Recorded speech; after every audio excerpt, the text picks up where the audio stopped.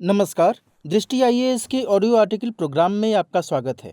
आज का हमारा आर्टिकल इंडियन एक्सप्रेस में प्रकाशित लेख NASA's perseverance is a step in humanity's pursuit of understanding cosmos and our place in it और इंडिपेंडेंट में छपी खबर life from earth could survive on Mars finds NASA study के सम्मिलित सारांश पर आधारित है। इसमें टीम दृष्टि के इनपुट्स भी शामिल हैं। यह ऑडियो आर्टिकल जीएस पेपर 3 के विज्ञान और प्रौद्योगिकी खंड से जुड़ा है। तो आइए लेख की शुरुआत करते हैं। हमारे वीडियो अंग्रेजी में देखने के लिए फॉलो करें हमारा ही दूसरा यूट्यूब चैनल दृष्टि IAS English. Curiosity, insight, spirit और अपॉर्चुनिटी जैसे शब्दों को सुनकर मानवीय गुणों के साथ साथ मंगल पर भेजे गए रोवर्स के नामों का ख्याल आता है। इन सब के अलावा मानवीय गुणों में सबसे ज़रूरी है परसेवरेंस, यानी किसी काम को लगातार करने की दृढ़ता। मानवीय गुणों के नाम रखने की परंपरा को आगे बढ़ाते हुए नासा ने मंगल के रोवर को परसेवरेंस नाम दिया था। परसेवरेंस नाम का ये रोवर मंगल की सतह पर बीते 18 फरवरी 2021 को पहुंचा। रोवर ने पहले से निर्धारित लैंडिंग साइट जजेरो क्रेटर में लैंडिंग की।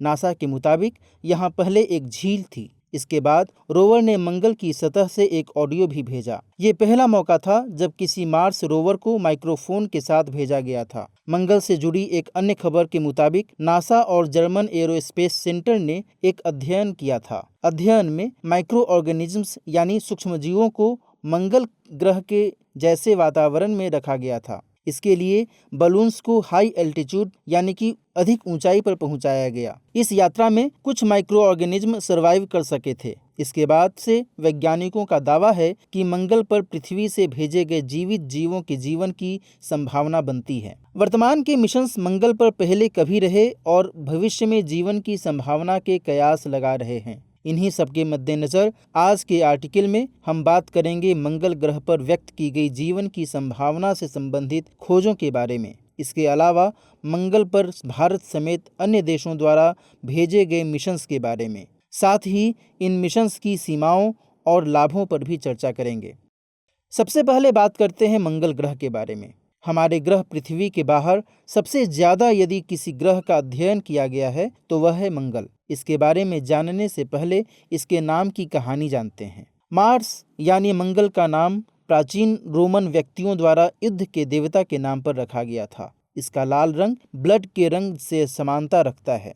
आज भी इसे रेड प्लेनेट के नाम से जाना जाता है। इसके लाल रंग के पीछे कारण मंगल पर लौह खनिजों का ऑक्सीडाइज्ड रूप में यानी ऑक्सीकृत रूप में पाया जाना है। ऐसा नहीं है कि मंगल पर सिर्फ लाल रंग की प्रधानता है, बल्कि मंगल की जमीन पर भूरे, गोल्ड यानी सुनहरे और टैन जैसे कई रंग देखने को मिलते हैं। लेकिन मंगल की मिट्टी यानी रेगोलिथ में ऑक्सीकृत होकर मिले लौह तत्व जब हवा में उड़ते हैं तो यह ग्रह दूर से लाल रंग का दिखाई देता है। मंगल की उत्पत्ति की बात करें तो 4.5 बिलियन साल पहले जब सौर मंडल वर्तमान स्वरूप में आया तो मंगल गोले में घूमती हुई गैसों और धूल के जरिए बना।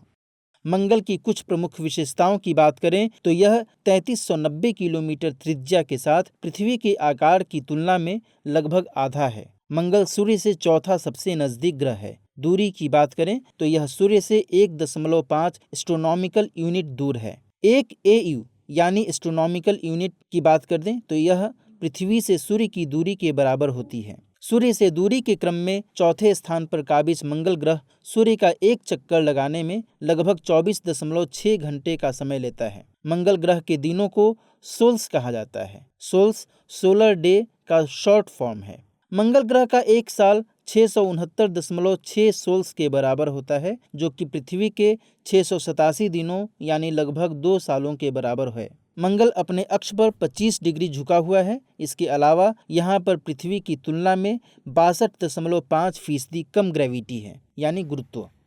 मंगल की संरचना की बात करें तो इसकी कोर सघन है, जो कि लौह, निकिल और सल्फर जैसे तत्वों से बनी है। इसका क्रस्ट यानी इसकी जो भूप्रपट्टी है वो आयरन, मैग्नीशियम, एल्यूमिनियम, कैल्शियम और पोटेशियम जैसे तत्वों से मिलकर बनी हुई है। मंगल पर पाई जाने वाली कुछ विशेष स्थलाकृतियों की बात करें तो वेलास मेरिनेरीज एक बड़ा कैनियन सिस्टम है। इसका आकार पृथ्वी पर पाए जाने वाले ग्रांड कैनियन से 10 गुना बड़ा है। पूरे सौर मंडल में मंगल पर सबसे बड़ा ज्वालामुखी ओलंपस मॉन्स है। इसकी ऊंचाई माउंट एवरेस्ट, जो कि पृथ्वी की सबसे ऊंची चोटी मानी जाती है, उससे भी 3 गुनी बड़ी है। मंगल का वायुमंडल कार्बन डाइऑक्साइड, नाइट्रोजन और ऑर्गन जैसी गैसों से मिलकर बना हुआ है। मंगल पर तापमान अधिकतम 20 डिग्री सेल्सियस और कम से कम -153 डिग्री सेल्सियस तक हो सकता है। मंगल का वायुमंडल इतना पतला है कि इसके कारण सूर्य से आने वाली ऊष्मा को यह रोक नहीं पाती है। इसके अलावा मंगल के 2 मून यानी चंद्रमा हैं, फोबोस और डिमोस। इनमें से फोबोस बड़ा और डिमोस छोटा है। मंगल का कोई वलय यानी इसका कोई रिंग नहीं है, लेकिन माना यह जा रहा है कि 50 मिलियन वर्षों के बाद फोबोस के टूटने पर मंगल के आसपास रिंग बन सकते हैं। आपको पता होगा कि शनि ग्रह जो है, सैटर्न प्लैनेट, यह भी रिंग इसमें बना हुआ होता है। मंगल के मैग्नेटोस्फेयर की बात करें तो वर्तमान में यहाँ पर मैग्नेटिक फील्ड यानी चुंबकीय क्षेत्र नहीं है, लेकिन मंगल के दक्षिणी गोलार्ध में उच्च चुंबकत्व पाया गया है, जो कि पहले कभी रहे चुंबकीय क्षेत्र की निशानी है। इसके अलावा मंगल पर पानी बर्फ के रूप में मौजूद है। पानी की मौजूदगी इस पर जीवन की संभावना को दिखाती है। जीवन की इसी संभावना को देखते हुए वैज्ञानिक मंगल पर जीवन तलाश रहे हैं। आइए अब एक नज़र डालते हैं कि मंगल पर जीवन को लेकर क्या संकेत मिले हैं। वर्तमान में मंगल पर जीवन नहीं है, लेकिन लंबे समय से एक्सप्लोरेशन के दौरान वैज्ञानिकों को कुछ ऐसे साक्ष्य मिले हैं जो मंगल पर पहले कभी जीवन होने के संकेत करते हैं। वैज्ञानिक भी पहले कभी रहे जीवन के संकेतों पर काम कर रहे हैं। इन संकेतों में सबसे प्रमुख है पानी का बर्फ के रूप में मौजूद होना। हालांकि पानी तरल अवस्था में मौजूद नहीं है, इसलिए सीधे तौर पर जीवन की संभावना व्यक्त नहीं की जा सकती। जैसा कि हमने पहले जिक्र किया कि मंगल पर वायुमंडल इतना पतला है कि सूर्य से आने वाली किरणों को अवशोषित ही नहीं कर पाता। इस वजह से जमीन पर पानी तरल अवस्था में रहने के बजाय जम जाता है। इसके अलावा मंगल पर हेमेटाइट और सेडिमेंट्री यानी अपशिष्ट चट्टानों की उपस्थिति भी पृथ्वी जैसी परिस्थितियों की तरफ इशारा करती हैं। ये चट्टानें पृथ्वी पर केवल एक्वियस एनवायरनमेंट की मौजूदगी में ही बनती हैं। इसके अलावा नासा के क्यूरियोसिटी रोवर ने मंगल पर कुछ विशेष अंडरग्राउंड लोकेशंस से मीथेन के उत्सर्जन को नोटिस किया था। यह अकार्बनिक भू रासायनिक घटना का परिणाम भी हो सकता है या कार्बनिक जैव वैज्ञानिक प्रक्रिया का भी। मीथेन जीवन की संभावना का बायो सिग्नेचर है। कुछ विशेषज्ञों का मानना है कि यदि यह मीथेन बहुत पहले की समय की होती तो सूर्य की रोशनी और रासायनिक क्रियाओं के जरिए टूट गई होती। हम जानते हैं कि पृथ्वी पर मीथेन दलदली क्षेत्रों, प्राकृतिक गैस रिजर्वायर, जुगाली करने वाले पशुओं और आर्द्र भूमियों आदि से उत्सर्जित होती है। यह भी हो सकता है कि मीथेन कुछ समय पहले ही उत्सर्जित हुई हो। इस पर शोध और अनुसंधान के बाद ही किसी दावे की पुष्टि हो सकेगी। मंगल पर इन्हीं शोधों और अनुसंधानों की कड़ी में परसीवरेंस मार्स रोवर है। आइए अब जानते हैं नासा के परसीवरेंस मार्स रोवर के बारे में। मंगल पर भेजे गए पहले के मिशन से एक बात तो साफ है कि मंगल आज की तरह ठंडा और शुष्क नहीं था। मंगल पर पहले कभी जीवन था। इसी संभावना के बारे में जानने के लिए साल 2020 में नासा ने परसीवरेंस मार्स रोवर को लॉन्च किया था। इसके प्रमुख मकसद हैं मंगल का भूगर्भीय अध्ययन करना, प्राचीन समय में रहे जीवन का अध्ययन करना, इसके अलावा उन चट्टानों का अध्ययन करना जिनमें जीवन संरक्षित होने की संभावना है। ये उन तकनीकों का भी परीक्षण करेगा जिससे भविष्य में रोबोटिक और ह्यूमन एक्सप्लोरेशन संभव हो सके। इसके जरिए मंगल की मिट्टी और चट्टानों का सैंपल कलेक्ट किया जाएगा। इसके बाद 2 मिशंस और प्लान किए गए हैं जो इन सैंपल्स को पृथ्वी पर लेकर आएंगे।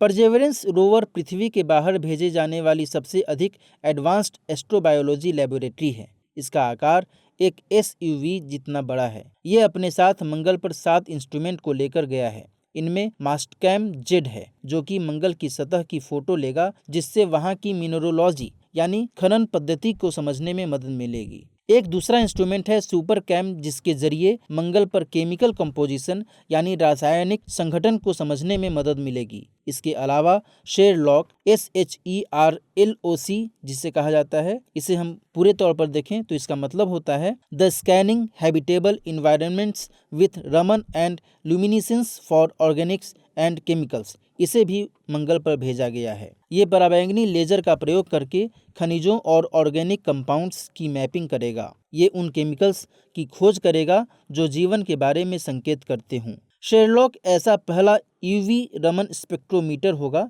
UV का मतलब हुआ अल्ट्रावायलेट रमन स्पेक्ट्रोमीटर, जो कि मंगल की सतह पर पहुंचा है।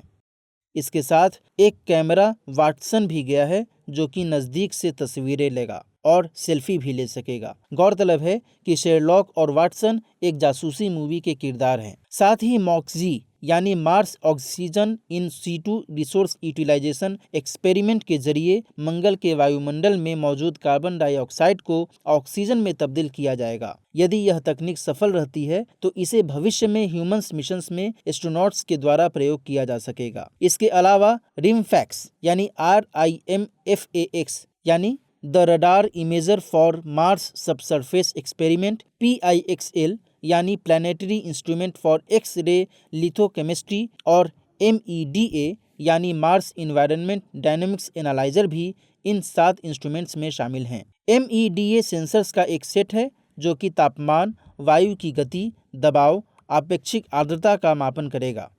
इसके अलावा परसेवरेंस के साथ मिनिएचर हेलीकॉप्टर इंजेन्यूटी को भी भेजा गया है। ये एक एक्सपेरिमेंटल प्रोटोटाइप है। यदि यह मंगल पर उड़ान भरने में सफल रहा तो किसी दूसरे ग्रह पर उड़ान भरने वाला पहला हेलीकॉप्टर होगा। साथ ही किसी दूसरे ग्रह पर निचली ऊंचाई पर एरियल सर्विलांस करने में भी सक्षम होगा। परसेवरेंस के अलावा नासा के मंगल पर भेजे गए अन्य प्रमुख मिशंस हैं वाइकिंग 1 और 2, Mars Pathfinder, Curiosity, Mars Odyssey, MAVEN और इनसाइट। मंगल के लिए अन्य देशों द्वारा भेजे गए मिशंस में भारत का मार्स ऑर्बिटर मिशन, चीन का तियानवेन 1 और UAE का होप मिशन शामिल हैं। इस क्षेत्र में यूरोपियन स्पेस एजेंसी और रूस के रोसकॉसमोस का एक्सोमर्स ट्रेस गैस ऑर्बिटर भी प्रमुख हैं। इन मिशंस पर होने वाले संसाधनों के खर्च को लेकर लोगों के अलग अलग मत भी आ रहे हैं। कुछ वैज्ञानिक दृष्टि से संपन्न होने का हवाला देते हैं तो कुछ का मानना है कि राष्ट्रीय स्तर की चुनौतियों से बिना निपटे इन मिशंस पर खर्च बेफिजूल है। आइए दोनों ही तरफ के पक्षों के बिंदुओं को समझते हैं। सबसे पहले देखते हैं इन मिशंस से होने वाले लाभों को। इन मिशन से होने वाले लाभों की बात करें तो इससे लोगों के वैज्ञानिक ज्ञान में वृद्धि होती है। भारतीय संविधान में भी मूल कर्तव्यों में वैज्ञानिक सोच को बढ़ावा देना शामिल है। ऐसे शोधों से राष्ट्रीय तकनीकी क्षमता को बढ़ावा मिलता है, जो कि प्रौद्योगिकी निर्यात को सक्षम बनाती है। इसरो ने अंतरिक्ष के क्षेत्र में नित नए कीर्तिमान स्थापित किए हैं, जिससे भारत की वैश्विक छवि मजबूत हुई है। एक अन्य लाभ है अंतरिक्ष में काम करने की क्षमता और उत्पादकता में वृद्धि होती है, जो कि भारत को वैश्विक स्तर पर अंतरिक्ष ताकतों के बराबर खड़ा करती है। अंतरिक्ष के उत्पादों और सेवाओं के लिए बाजार का सृजन होता है, जिससे रोजगार के नए अवसर उत्पन्न होते हैं।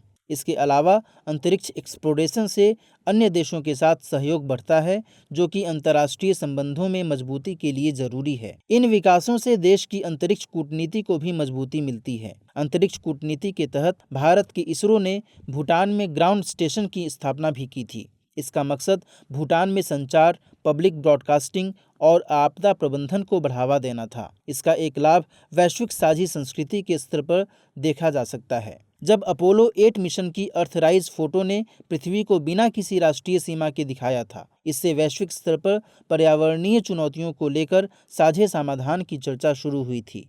साथ ही अंतरिक्ष में बढ़ती संभावनाओं ने इस क्षेत्र में निजी निवेश को भी आकर्षित किया है, जिससे आर्थिक क्षेत्र में नए अवसर और विकास को बढ़ावा मिलता है। एक सबसे महत्वपूर्ण लाभ है कि इससे मानवीय सभ्यता को ब्रह्मांड में अपनी जगह और इसके रहस्य को समझने में मदद मिलती है। हर सिक्के के 2 पहलू होते हैं। इसी तरह अंतरिक्ष एक्सप्लोरेशन से जुड़े मुद्दों के लाभ और चुनौतियां दोनों हैं।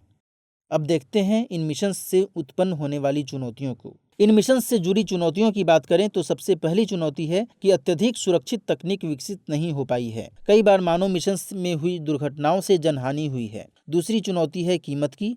इस तरह के मिशंस में बहुत खर्च होता है। ऐसे देश जो गरीबी, अपराध और भूखमरी जैसी समस्याओं का सामना कर रहे हैं, उनका इन मिशंस पर खर्च करना कई नैतिक सवाल खड़े करता है। इन मिशंस पर खर्च किए गए संसाधनों के लिए तर्क दिया जाता है कि दूसरे ग्रहों पर खनन और कॉलोनीज बसाई जा सकेंगी, लेकिन जिस गति से मानव ने पर्यावरणीय तौर पर पृथ्वी को तबाह किया है, ऐसी ही किसी नुकसान के लिए दूसरे ग्रह को तैयार करना कैसे सही हो सकता है। एक बात ध्यान देने की है, जब औद्योगिक क्रांति हुई और जो देश इसमें अगुआ बने, वही आज विकसित और अविकसित देशों के बीच के अंतर को खत्म नहीं होने दे रहे। अंतरिक्ष तकनीक के क्षेत्र में हो रही क्रांति में वही देश आगे हैं जिनके पास संसाधन अधिक है। वर्तमान में स्पेस वॉर के लिए कुछ देश स्पेस फोर्स भी तैयार कर रहे हैं। जो देश इस तकनीक में पहले ही पिछड़े हुए हैं, वे संचार के लिए भेजे गए अपनी सैटेलाइट्स को कैसे बचा पाएंगे। एक सबसे महत्वपूर्ण चुनौती है अंतरिक्ष के बढ़ रहे कचरे की। हम अंतरिक्ष को एक्सप्लोर करने के लिए तकनीक विकसित कर रहे हैं, लेकिन इससे उत्पन्न हो रहे कचरे से निपटने के लिए कोई ठोस रणनीति अब तक सामने नहीं आई है। निष्कर्ष की बात करें तो कहा जा सकता है कि परसेवरेंस हो या कोई अन्य मिशन, इनमें चुनौतियां और लाभ दोनों ही हैं। लेकिन अंतरिक्ष एक ऐसा क्षेत्र है जो विश्व को एक साझा उद्देश्य मुहैया कराता है, जब राष्ट्र अपने अपने हितों से ऊपर उठकर साझा हितों पर बात करते हैं। कुल मिलाकर नासा का परसेवरेंस रोवर अपने उद्देश्यों में सफल होता है तो समूचे विश्व के लिए उदाहरण पेश होगा। आइए इस पूरे आर्टिकल पर आधारित आज का प्रश्न नोट करते हैं। प्रश्न है, नासा के परसेवरेंस मार्स रोवर का मकसद क्या है? अंतरिक्ष में भेजे जाने वाले मिशन से संबंधित लाभ और चुनौतियों पर भी चर्चा कीजिए।